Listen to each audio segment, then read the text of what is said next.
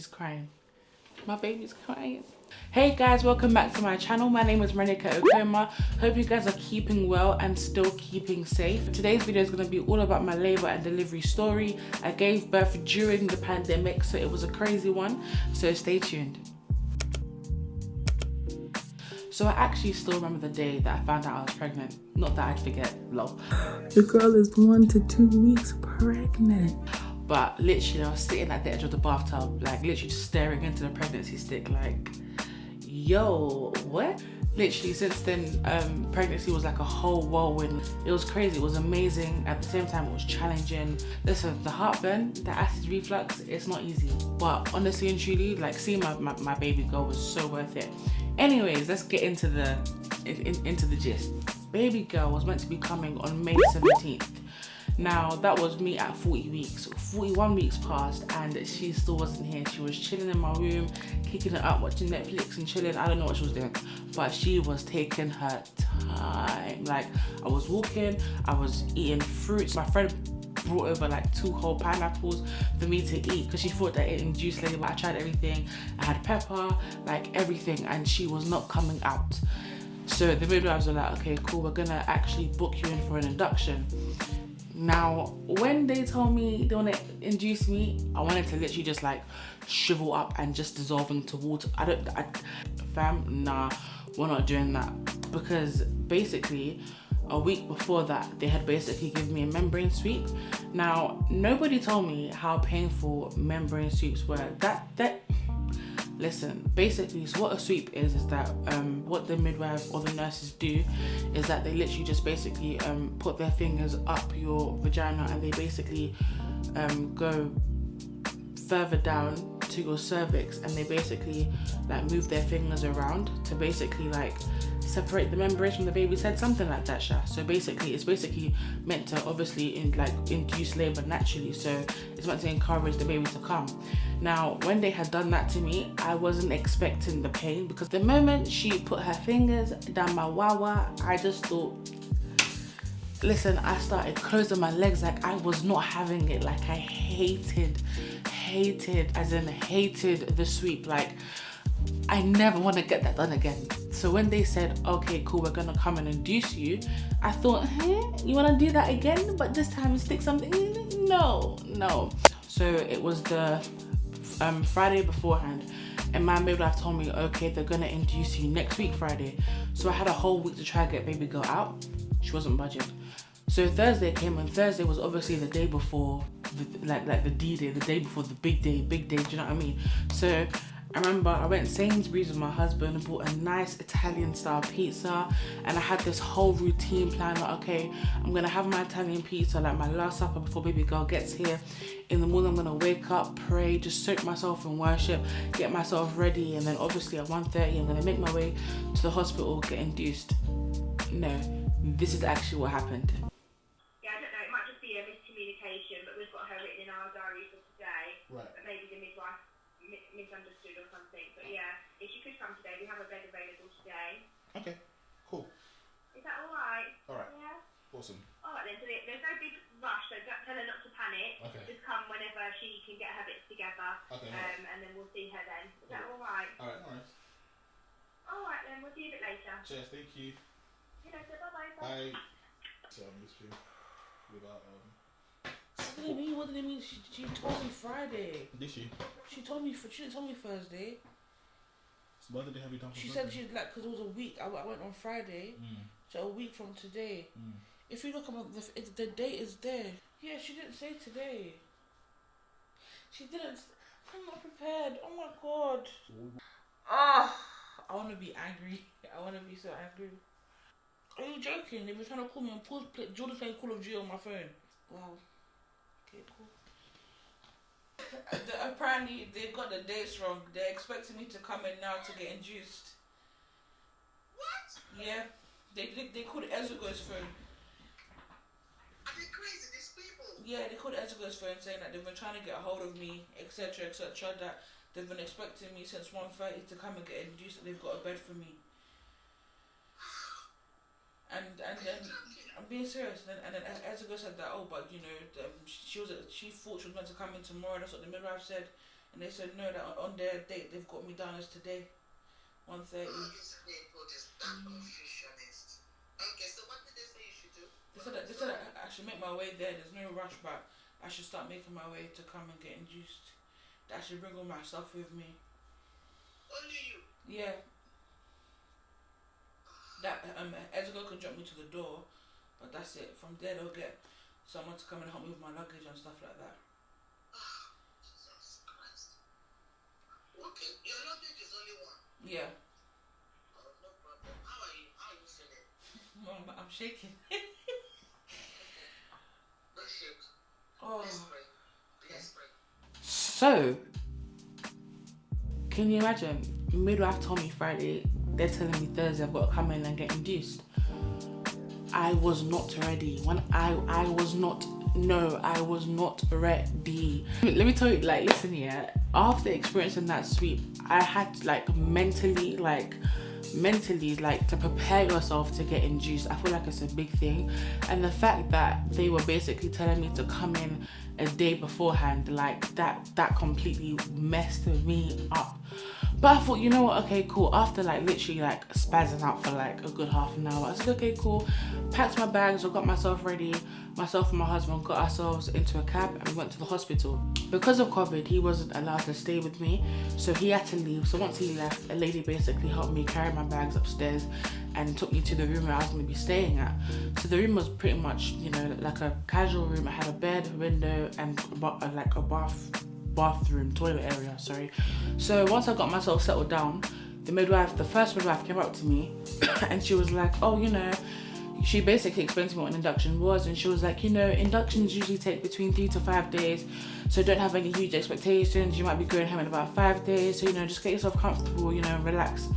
And I thought, okay, cool, 3 to 5 days, never had that before, but, you know, cool, like, you know, so I just thought to myself, that's fine. So once that first midwife had finished her shift, which was around 8 p.m, the next midwife came in, and then she was basically the one that actually administered the induction. So she basically monitored baby and stuff like that for half an hour, and then after that she came back around 12 o'clock and was about to administer the induction. Now you can imagine, after having my sweep, I was already like, ugh. So I was like clenching, scared, but I thought, you know what, relax, it's okay, it's cool, just let her do her thing. Huh? Bearing in mind, this woman was African. She had no patience for me. The lady that administered my sweep, she was Caucasian. So, you know, she's like, oh, it's all right, darling, you know, relax, it's okay, it's cool. This lady was like, can you open your legs? Like, she had no chill. She did not care. So there she goes. So basically they put like this, it's like a strip of paper, and like they fold it. So it's like that, and it's got like a little, like, the rest of the paper is basically hanging like that. And she basically, you know, stuck that up all the way into my cervix. And I was like screaming. I was like, stop. Like it was so painful. I was screaming for her to stop, but then she didn't stop. She was basically like, you're making it hard for me. Can you just calm down? Can you relax?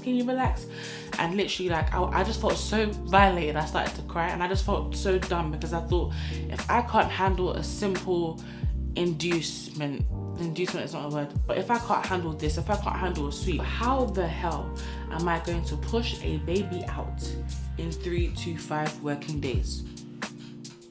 I was literally crying, and she was like, you know, you need to calm down, you're making it hard for me. And then once like she'd finished up, she was like, oh, like, would you like me to check if it's up all the way, because I don't think I was able to get it there. And I was like, no, it's fine. I basically just wanted her to leave the room. So once she left, I started crying. But bearing in mind, I'm hooked up to the machine and they can test my pulse, so I'm just hearing like bells going off, and then they will start rushing into my room. But it's because I was crying, my pulse rate increased, and so she basically came back into the room and saw me crying, and I just felt so embarrassed. And I thought, Nikki, man up, girl, come on. So she administered that around 12 o'clock. So I just thought, okay, cool, I'm just gonna get myself to sleep and prepare myself for, you know, the next 3 to 5 days. And so that was at 12 o'clock. Around 5 o'clock, I woke up to go to the toilet. Once I got to the toilet, and I got up and I was leaving the bathroom, like this warm kind of liquid started just flowing from me, mixed with blood. And I was like, is that my water breaking? because I didn't know, because I thought, because every video I had watched, everyone's like, there's a pop, there's a pop, there's a pop. I didn't hear no pop, so I just looked down and I was like, okay. So I thought, it might not be nothing. Was walking to the bed now and it started to gush out again. And I was like, okay, this probably might be my water breaking, but let me just double check. I walked to like press the bell thing that calls them. She came in and she was like, yeah, that's definitely a water breaking. And she was like to me, you know, your body's responding to it quite quickly, like I'm quite shocked. And I was like, oh, okay, cool. And I thought, okay, you know, I felt pretty good about myself. I thought, okay, you know, I can do this.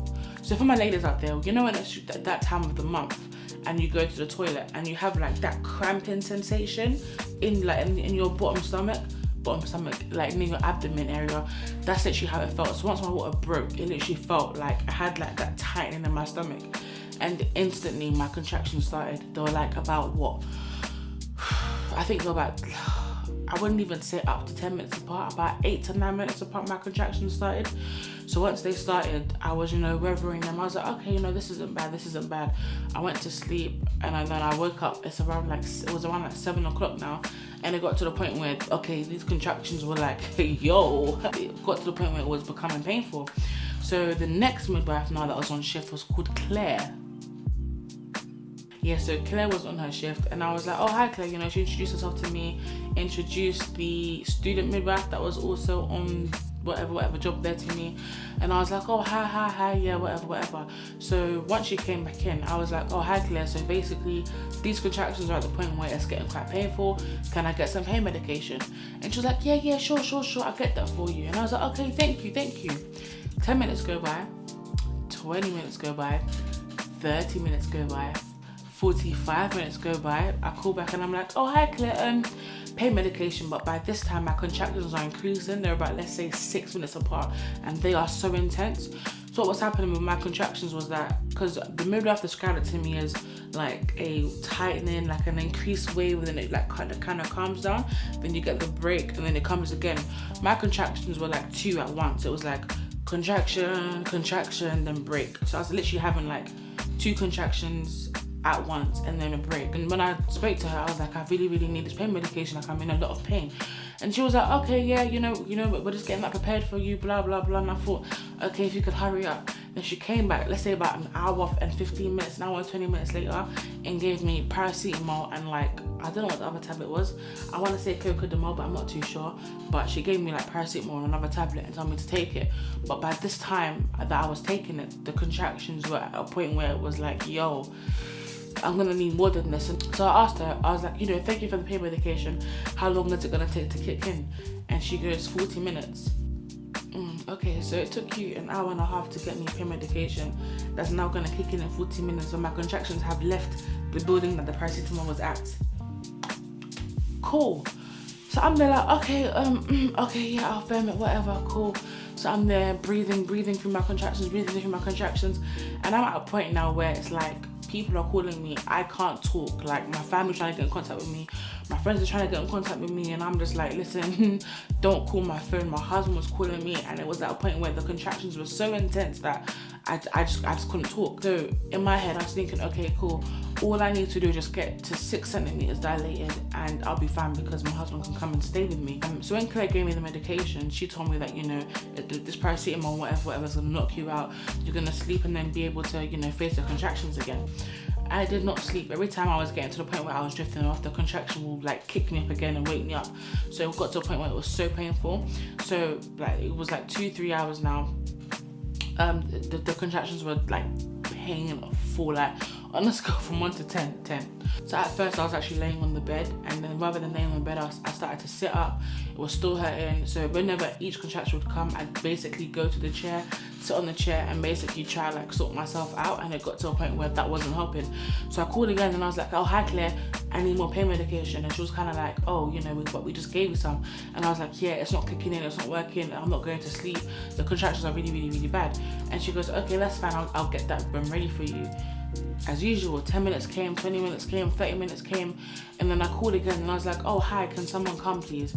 Rather than Claire coming herself, they sent the carer who was, she was Chinese-ish, like maybe Chinese or Korean or something like that. So she came in and she was like, oh, you know, they've said that they've already given you pain medication, you need to relax. And I was like, no, I need more. And she was like, you know, you're gonna need to calm down. And she brought in my lunch, and my lunch was fish and chips. So she was like, oh, try and eat something. And I was like, I can't eat. Like, I feel like I'm gonna vomit. Like, I really need the medication. She wasn't listening to me. I bit into that shit. When I say I vomited, it went all over the room, and she was kind of like, oh my gosh, and I get that. oh my gosh, and I thought, yeah, I told you I need to vomit, I told you I'm in pain, can you get them to hurry up and get my pain medication? So she cleans up my vomit and stuff like that, runs out, and then Claire comes back and like 10 minutes later, oh, sorry, yeah, you know, we've got the medication now. So this was basically an injection, and this injection, basically they put it into your thigh, and then what it's meant to do is meant to like pretty much just it's meant to basically knock you out and basically ease the pain of the contractions. And I asked her, how long does it take for this medication to kick in? And she goes, yeah, it's gonna take about, you know, 20 to 25 minutes.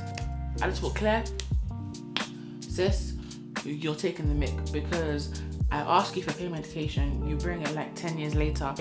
I'm there trying to weather the storm now, and then my mom's calling, like everyone's calling my phone. I'm not answering no one's phone calls because you know when you're in so much pain, I could not even fathom answering the phone and being like, hi, yeah, yeah, I just couldn't even do that.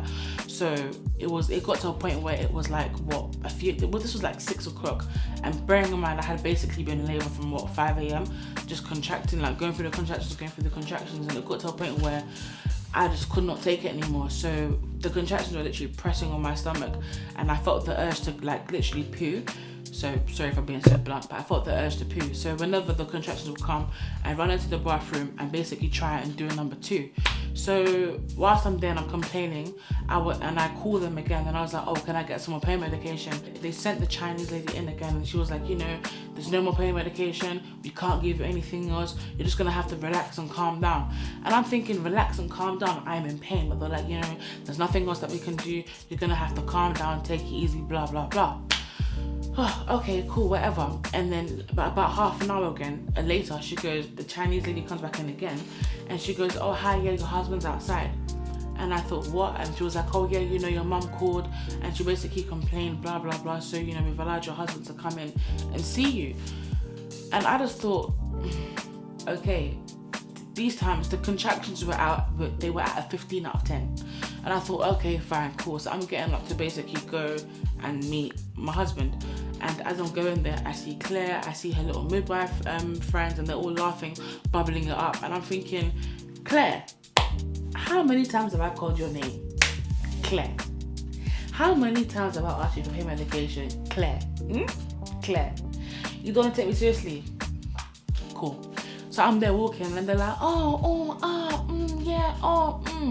and I'm just looking at them like, so I'm walking, contraction, walking again, contraction. They were like 2 minutes apart, like maybe even 90 seconds apart, and I'm just like, okay, cool. So I see my husband now, and he's like, oh hi, you okay? And I'm like, and I basically just asked to sit down, and I'm basically just sitting there like pushing through my contractions as if I'm gonna do a number 2. So once I see him and everything, I go back to the room. So once I get back into the room, the contractions are coming heavier. I think they're coming like every minute now, and I literally went to the toilet, and I'm just sitting there like, okay, cool, I'm not even gonna get off this toilet seat. Listen, we're gonna sit through these contractions, we're gonna sit through these breaks, because I literally thought to myself, if I can just do a number 2, the pain would leave me. Like it would go, like it literally felt like I had to do like a really, really serious, like, you know what I'm saying, you know what I mean? So the student nurse comes in now, and she's like, oh hi Nikki, yeah, I just need to you know, check your blood pressure, check baby, blah blah blah. And I'm like, yeah, I'll be with you in a minute, I just need to go to the toilet. She's like, okay, cool, no worries. And at this point, I'm like pushing on the toilet, and then I get up and I'm like, oh, sorry about that. And then as soon as I get up, I feel the urge to go and do number 2 again. And then I apologized to her, and I was like, I'm so sorry, I literally feel like I need to pee myself. And she's like, oh, are you sure? And I was like, yeah, I'll be with you 1 second. So as I'm like pushing on the toilet, she just says to me like, I'm gonna call Claire quickly. I'm like, okay, cool, go and call Claire, like okay, cool.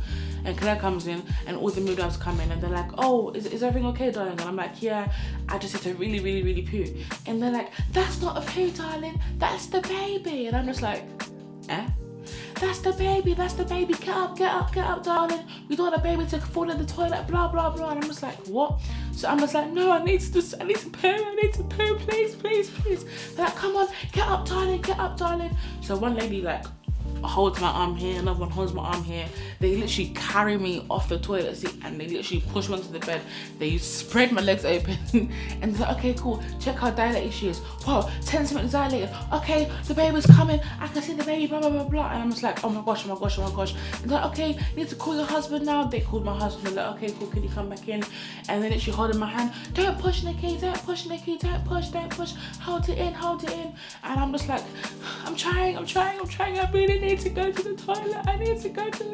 And then they wheel me out the room. They're rushing out the room, wheeling me out the room, and they chuck me into, not chuck me, they literally wheel me into like the delivery suite.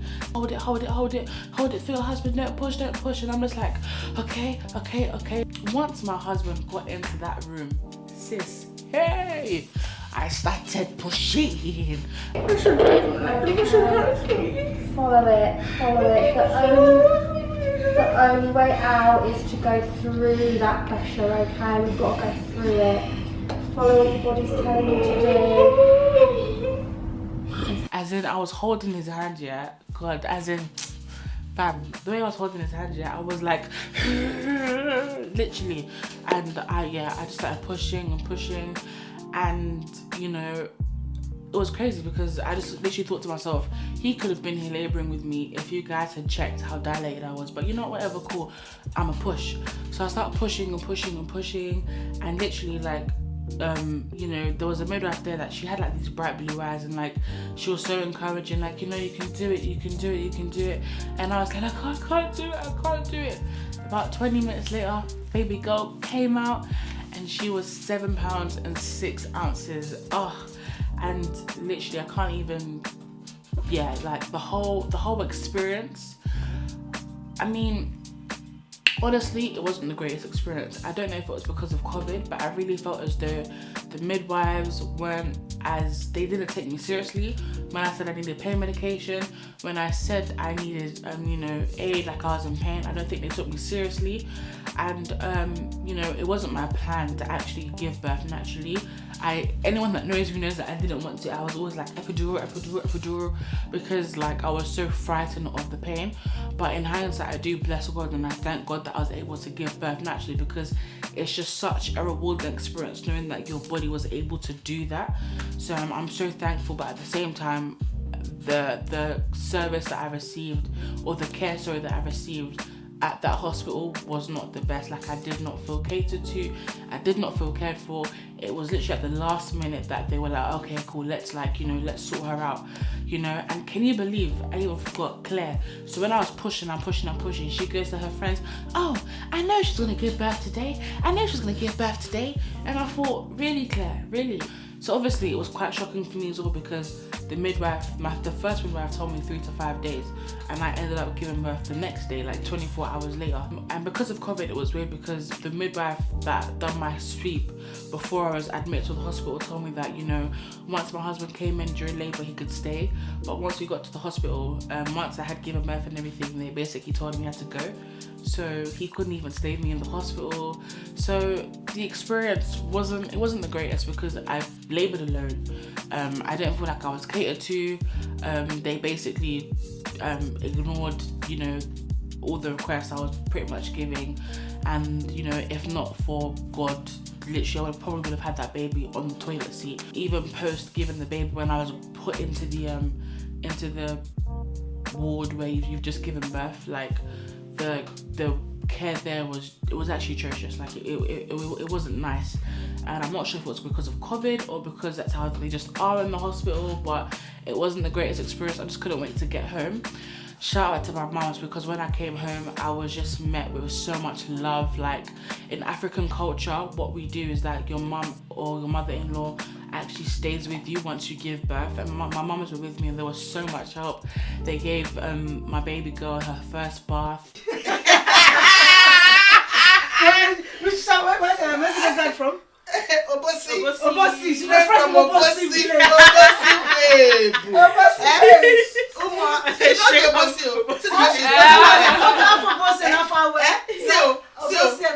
She's twisting and never you said Obosi. Is that what I call it Obosi? Coming home was the most amazing experience because you just come home to so much love and support. So I'm so thankful for that.